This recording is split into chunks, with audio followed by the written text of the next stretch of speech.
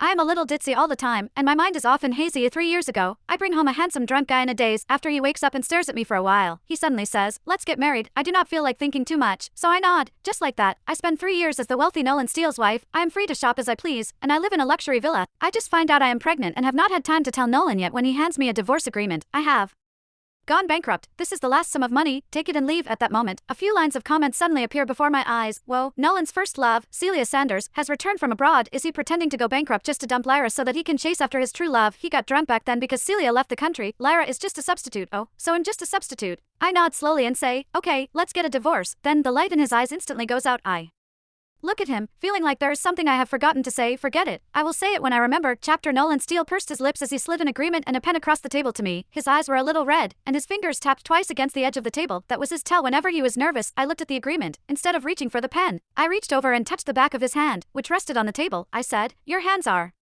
freezing." He trembled slightly, but he didn't pull away. Without even glancing at the terms of the agreement, I picked up the pen, ready to sign. Nolan pressed down on my hand. "Wait, at least read it before you sign." He started going through the agreement with me, clause by clause. The house would be mine, the savings would go to me, and any debts under his name would have nothing to do with me. Had even set up a fully funded trust on my behalf to make sure I would be financially secure in the future. Comments started floating past my eyes like a live stream chat. Holy crap, is this divorce agreement all in her favor? I dare you to say I'm wrong in calling him the best guy in the world, but I get the feeling he really is broke now. No way. In the original story, the male lead ends up loaded later. I was practically seeing stars by the time Nolan was done explaining. I said, I don't get any of that. The bottom line is, I just need to sign, right? I moved to sign again. Once more, Nolan stopped me. His Adam's apple bobbed. When he spoke, his voice was rough. "There's one last thing. Getting divorced doesn't mean we're cutting ties completely. If you ever need my help with anything, just ask." I stared at him, puzzled. "But you're drowning in debt. What could you possibly help me with?" Nolan was at a loss for words and lowered his head. I thought back over the last 3 years. No matter how busy he was, he would always text me good night. Any dessert I casually mentioned would show up in the fridge.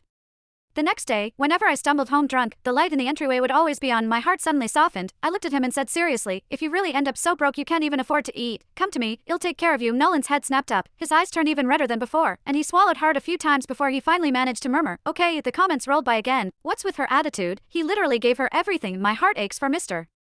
Steele. He still thinks he's not good enough for her. Where's his true love? Come and comfort him. This lady doesn't have her head screwed on right. Nolan told me he'd found work on a construction site. He would be doing physical labor. The pay was good, and meals and housing were included. He was leaving right away. He stood by the door with a suitcase in hand and looked back at me. His lips parted like he wanted to say something, but he ultimately stayed silent. Then, he opened the door and walked out.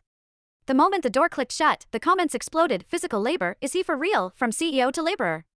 Why do I kinda wanna laugh? Don't. This hurts to watch. Wait, so he really did go bankrupt. Why else would he be doing physical labor? Chapter I headed back to the bedroom. Nolan's presence was everywhere, in the closet. His dress shirts still hung in a perfectly neat row.